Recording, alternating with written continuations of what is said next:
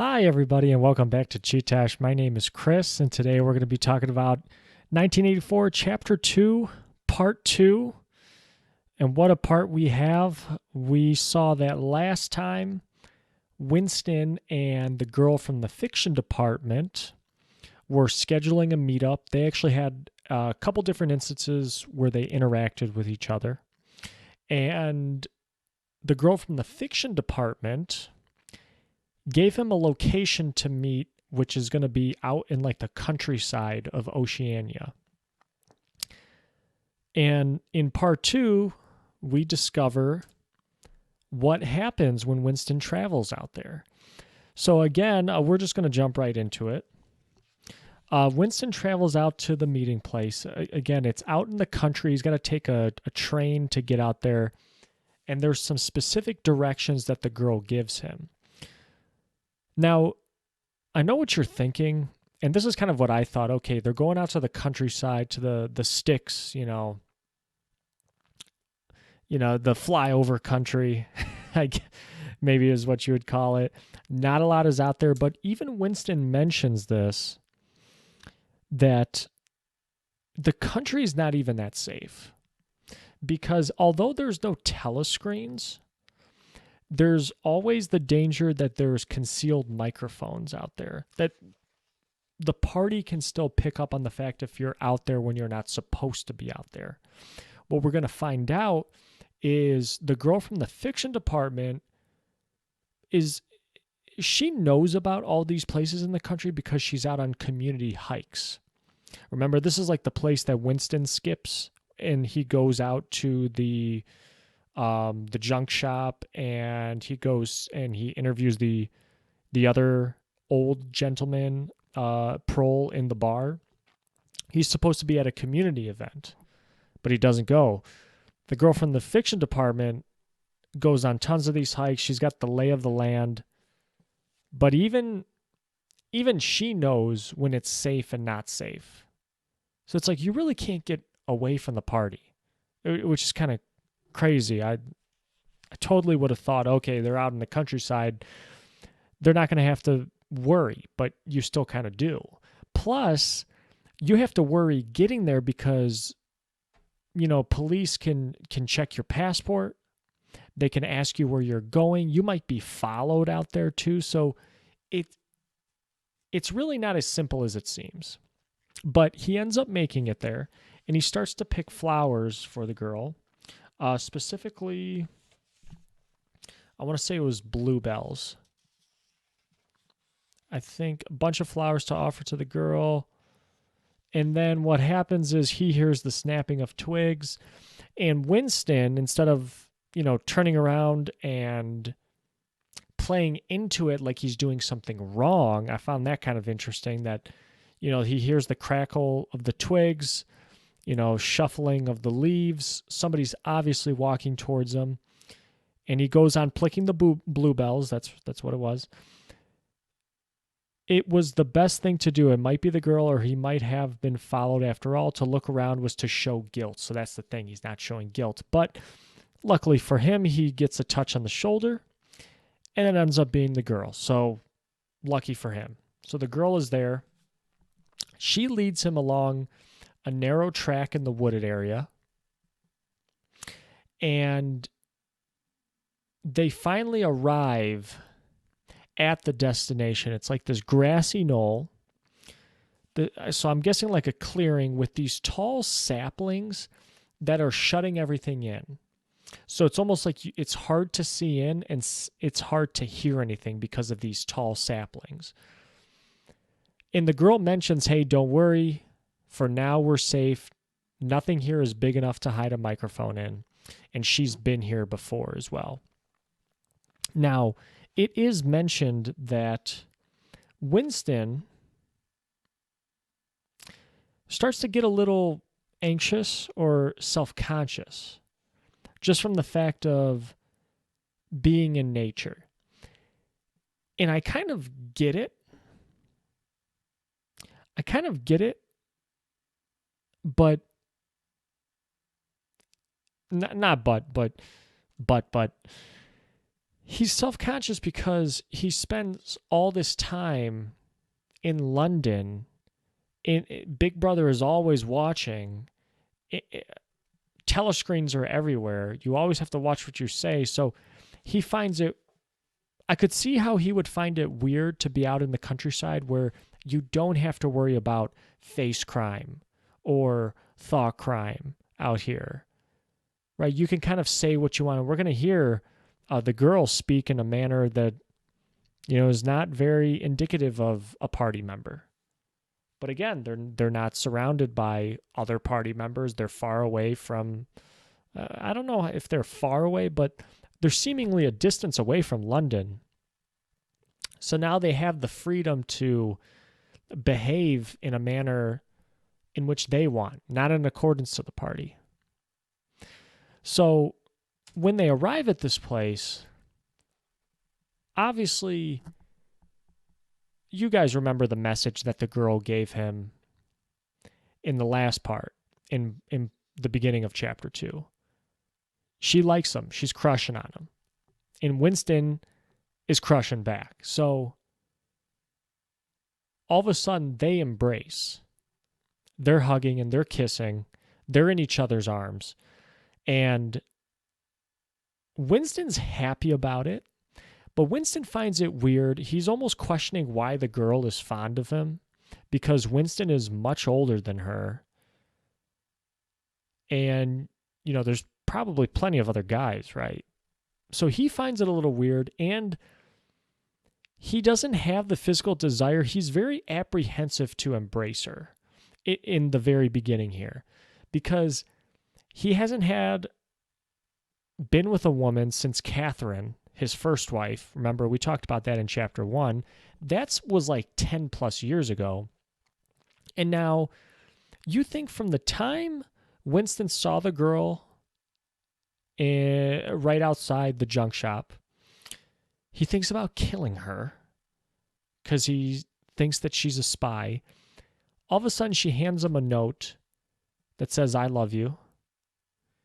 All of a sudden, they're trying to meet. They meet in the canteen. They talk. At Victory Square, they talk. And now they're in each other's arms. So it's almost like he's shell-shocked.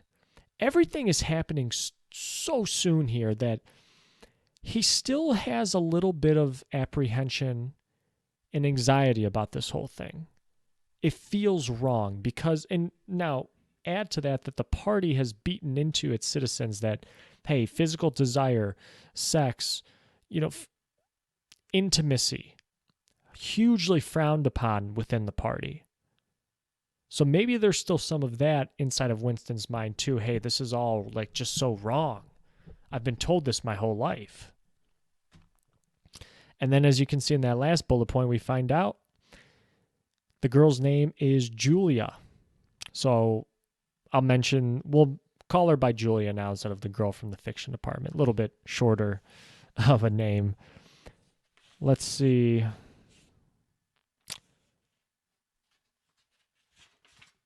As we continue, tell me how you really feel. Winston just kind of lays it all out next thing you know.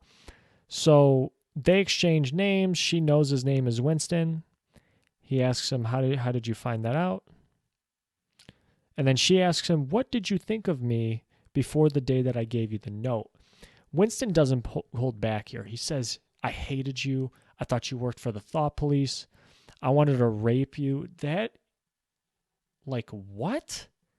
And she's sitting here and she's amused by all of it. She laughs. She doesn't care. He mentions how when he saw her outside the junk shop, he wanted to smash her head in, chase her down. Julia doesn't care. Julia is amused by all of this. You honestly thought that? And she mentions how, you thought I was a good party member. But what she ends up doing, she's wearing a sash, which is indicative of the anti-sex league, like a chastity thing. She tosses it in an effect to maybe show Winston. It's this bloody thing that does it, she says, and she rips it off. So maybe to show Winston that I'm not any of those things. I'm not a good member of the party. I'm not a part of the thought police. I'm not spying on you.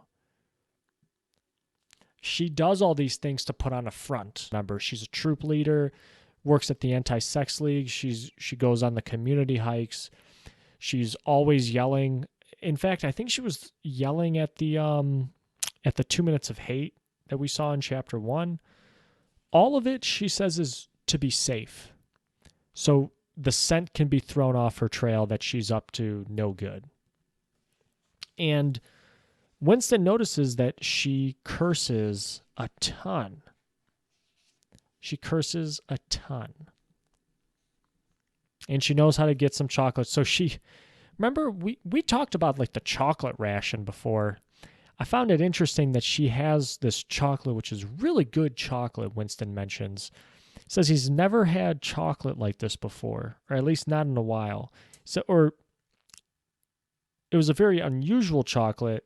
Normally, chocolate was brown, crumbly stuff, like the smoke of a rubbish fire. So they're doing all these forbidden things out here. They embrace, they kiss, they speak candidly. She denounces the party right in front of them. She's cursing a ton.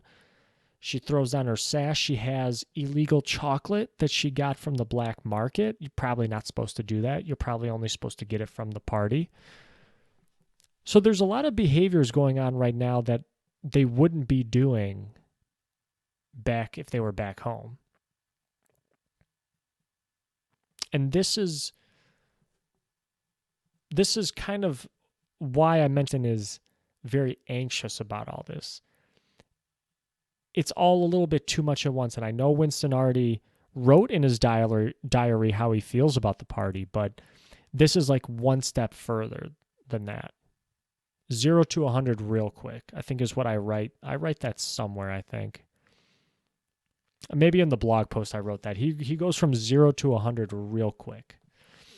So from this clearing, they leave it, and they slowly approach this field.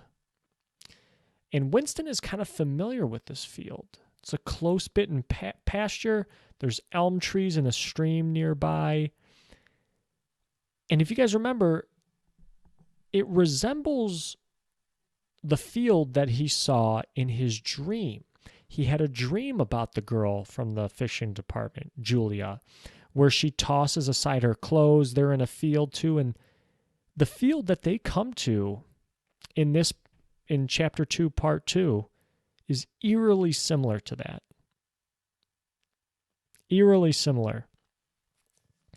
I don't know why this was significant, but Orwell includes in here this little scene where this thrush, it's a sort of bird, comes by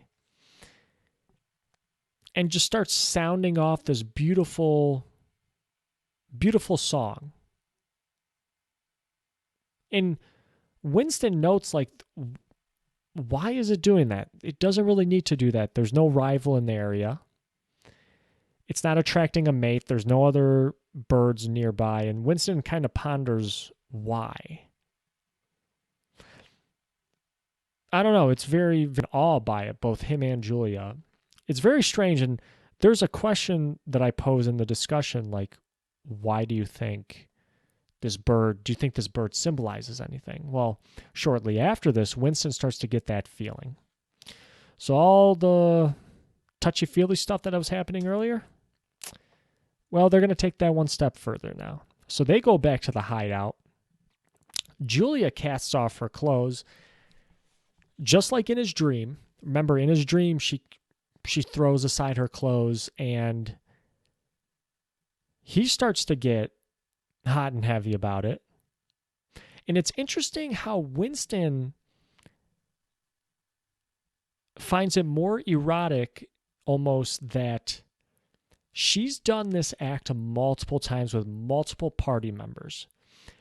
It's not that the fact that she's naked and not the fact that she wants to have sex with them. It's the fact that she's done it with multiple people. And it turns him on that the party he knows now is corrupt. and they're just trying to hide it. The party is no better. The party of Big Brother is no better than the people, than the proles. Remember, like, the proles can have sex whenever they want. They can divorce whenever they want. They have access to all sports and gambling and booze. Well, this is showing him that the party wants those same things. They're not pure. And he knows now that there is potential to weaken and undermine the party, because in the end, they're just people, just like you and me, just like Winston and Julia. So he's getting more and more aroused by it, and just the fact that, hey, they're out here and they're rebelling against the party. It's exciting. There's an animal instinct to wanting to have sex. That is what he's most attracted to. That's what's really, really, like, turning him on. So it's mentioned there at the very end, they finally knock boots. I think that's like the politically correct term, but they basically have sex. All right, I'll just say it. And he mentions how the embrace was a battle, the climax was a victory, and how the act itself was a political act. It was to go against the party and to do the one thing that the party does not want you to do. They had their own rebellion against the party right here in amongst this, in the grassy knoll, surrounded by all these saplings. And that animal instinct was let loose. And I'm sure if they were back home, they cannot have this animal instinct. So they finally got a taste for it, a taste for rebelling against the party. So essentially, if step 1 was writing in his diary, down with Big Brother, I guess step 2 was meeting out here and getting it on with Julia. It's just the evolution of Winston's contempt for the party. So now I ask you, where is this all going to go now? What's going to be the next step from here, if any? Well, that's going to do it, guys. Here are the discussion questions. Take a look at them. I will post these in the description. We'll have a blog post out for you. You can see my responses. You can check that out at Chee-Tash. I'll put it in the description too. It's a ghost blog. But guys, thank you very much for listening this far. Getting exciting. Getting very exciting. Wonder where this all goes. Thank you very much, guys, for listening. Big things coming. Thanks for sticking with me. My name is Chris. This has been Chee-Tash. Take care.